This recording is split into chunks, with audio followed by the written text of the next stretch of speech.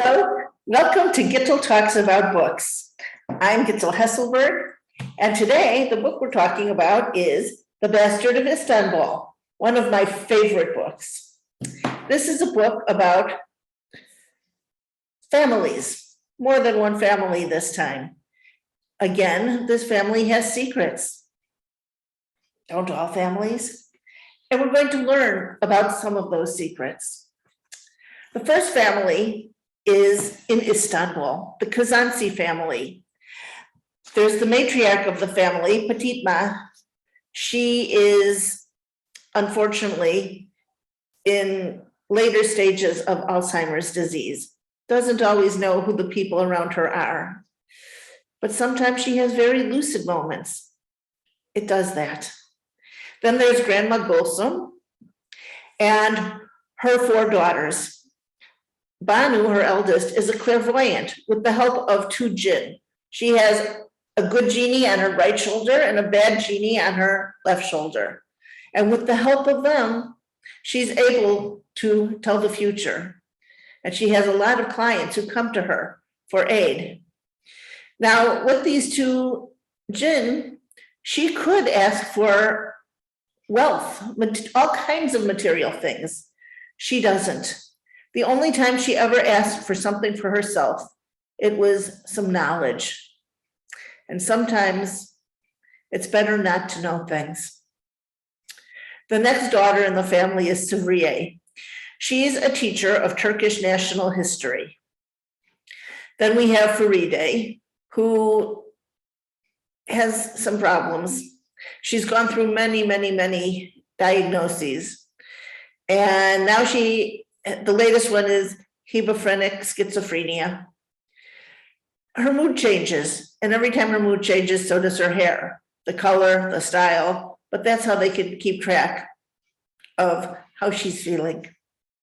And then there's the youngest daughter, Zaliha. Zaliha owns a tattoo parlor. Banu, the clairvoyant, is quite religious, wears a headscarf, modest clothing. Zaliha wears skirts that are very short and flamboyant clothes, and she has a nose ring. Soon we will meet Zaliha's daughter, Asya, the daughter Zaliha had out of wedlock, hence the Bastard of Istanbul. There's one more member of the family. In between Faride and Zaliha, there's a son, Mustafa, but he no longer lives in Istanbul. We'll get to him shortly.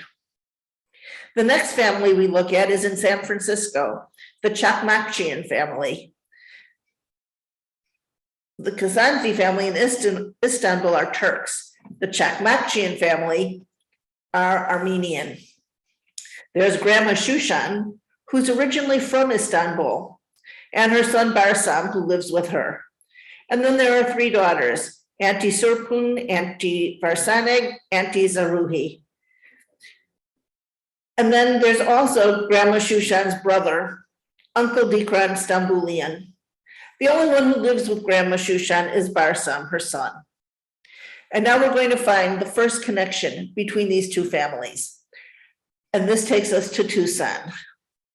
Rose, Barsam's ex-wife, lives with their daughter, Armanush, also known as Amy, and her current husband, Mustafa Kazansi.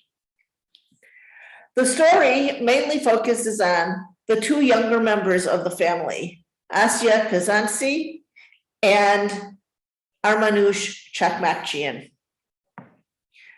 They're similar in a lot of ways and different in a lot of ways.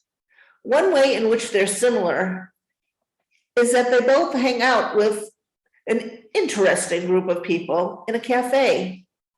For Asya, it's the Cafe Kundera. Nobody knows why it has that name, but they think about it each time they meet. And they are the regulars at the cafe who Asya hangs out with. There's the dipsomaniac cartoonist, the dipsomaniac cartoonist's wife, the non-nationalist scenarist of ultranationalist movies, and his current girlfriend, the closeted gay columnist, and the exceptionally untalented poet. Each of these characters has a strong personality. They hang out together, they argue, they philosophize, and they just exist. Armanush hangs out in the Cafe Constantinopolis, which, unlike the Cafe Kundera, is a cafe in cyberspace. There are seven regulars in the part of the cafe she hangs out in, 5 Armenians and 2 Greeks. Each one of those has a nickname. She's never met any of them in person. Her nickname is Madame My Exiled Soul. The other members of this chat room are Baron Bagdasarian, Miserable Coexistence, Lady Peacock Siramark, Anti-Kavorma, Daughter of Sappho, and Alex the Stoic. The Armenians in this group tend to be fixated on their history, primarily what happened in 1915, the genocide of the Armenians and their expulsion from Turkey. The Turks, on the other hand, don't seem to be aware of any history before 1923, when the new state was established from the Ottoman Empire. Armanush, being half Armenian because her mother, Rose, is originally from Elizabethtown, Kentucky, doesn't feel the same Armenianness as the other people in Cafe Constantinopolis. She believes that the best way for her to get that feeling is to search a little bit for her roots, to go to Istanbul, to find the home where Grandma Shushan grew up, or at least lived as a little girl. She didn't grow up there, but to find Grandma Shushan's home, see where she came from. And in that way, maybe she can discover her Armenianness. There's a problem. Armanush's mother is very overprotective. And all those aunties, they're like additional mothers, also overprotective. There's no way she would ever be allowed to go to Istanbul, even though she is a young adult already. In her early 20s, 21, I believe. So she has a plan. She'll go during spring break. She'll tell her father she's spending spring break in Tucson with her mother. And she'll tell her mother she's spending spring break in San Francisco with her father. And as long as she calls them, her mother every day, her father every few days, they'll never know. And she writes a letter to her stepfather's family, Mustafa's family in Istanbul, and says she's taking a trip to Istanbul and she's wondering if she can stay with them. They're a little surprised to discover that Mustafa has a stepdaughter, but she's Mustafa's family. They welcome her with open arms. Armanush and Asya, being of a similar age, are forced together. They're forced to share a room against Asya's better judgment, but it turns out they get along quite well. They have quite different tastes. Asya prefers the music of Johnny Cash. Armanush is more eclectic in her taste in music. Armanush reads novel after novel after novel. Asya reads mostly nonfiction. But they get along very well, and they're destined to be close friends. In truth, they are more than friends, but we'll find out about that a little later. Through the series of events in this book, Armanush does discover a little bit of her Armenianness. She's surprised at the ignorance of Armenian history by the Turks. Auntie Banu, the clairvoyant, she wants to know more about this American guest they have. And so she, with the help of her jinn, learns the history.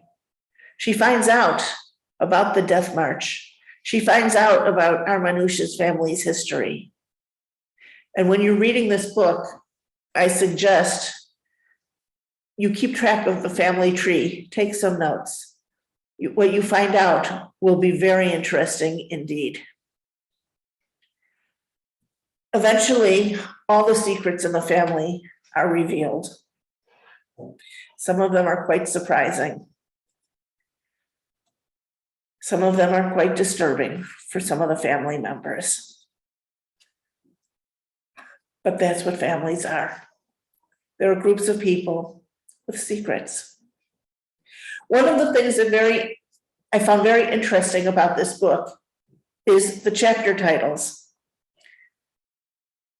They seem to be almost random. Chapter 1. In chapter 1, Zaliha goes to the Grand Bazaar.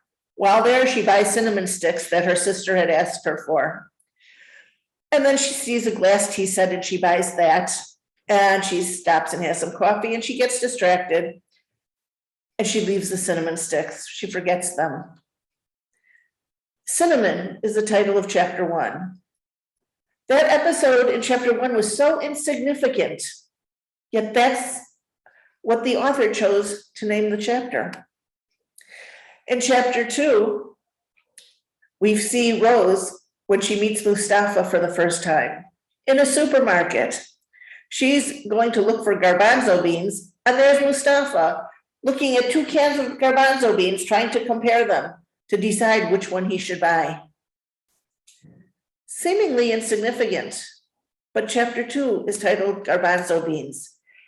And in a similar way, the chapters are named after seemingly insignificant episodes. The chapters go on to be titled Sugar, Roasted Hazelnuts, Vanilla, Pistachios, Wheat, Pine Nuts, Orange Peels, Almonds, Dried Apricots, Pomegranate Seeds, Dried Figs, Water, Golden Raisins, Rose Water, and White Rice. If you think that that sounds more like a recipe than a list of chapters in a novel, you'd be right. It is. Those are the ingredients in ashure. Ashure is a traditional Turkish dessert with an interesting legend behind it. During the Great Flood, of course, Noah was on the ark with all the animals, and they were running short of food. So Noah asked everybody, the animals and the family members, to give whatever food they had left. And he took all the different ingredients and combined them into one dish, and that is ashure. What's important about ashure is that it's Mustafa's favorite dessert. At least it was when he was a boy. Does he still like it? We don't know, but we'll find out because he's actually going to come to Istanbul. As soon as Rose finds out that Armanouche is in Istanbul, she immediately decides she has to go and get her. And she makes Mustafa go with her, even though he doesn't have any desire to return to Istanbul. And it's because of Mustafa's return that many of the secrets come out. I really enjoyed this book, but there is a problem. It's with the timeline. We see that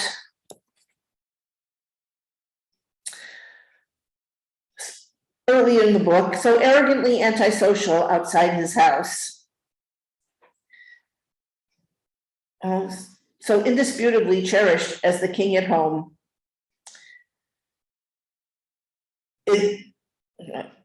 And with the passing of each birthday, basically, Mustafa didn't get along with anybody.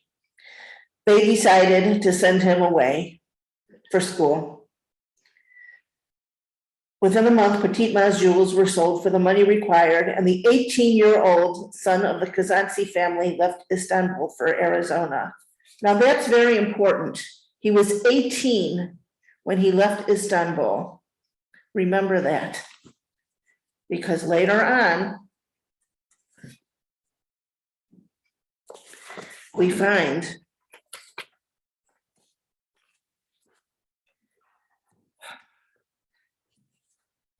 at first, his mother and elder sisters kept writing to him, asking how he was doing when he was coming to visit them. Throughout these 20 years, he met his mother again only once, not in Istanbul, but in Germany. While on a visit to Frankfurt for a conference of geologists and gemologists, he had asked her to fly there to join him. So they met in Germany. By that time, his mother had been so desperate to see him that she hadn't even questioned why he didn't come to Istanbul. He left Istanbul when he was 18. And he never returned. Yet, we find later in the book, in a flashback, Mustafa and Zaliha had an argument. It had become clear recently that he had trouble relating to women. Though 20 by now, Mustafa felt like he was still stuck in that dangerous threshold between boyhood and manhood. 20 years old, in Istanbul, arguing with Zaliha. He left Istanbul when he was 18, never to return. So how did he have this scene with Zaliha when he was 20? It's a puzzle. It's a glaring error. One that does make the book a little difficult. Still in all, there's a lot of good to be had in this book, and it is quite enjoyable. Once again, it's The Bastard of Istanbul, a wonderful book, one I highly recommend. I'm Gittel Hesselberg, and I'm talking about books. Hope to see you next time.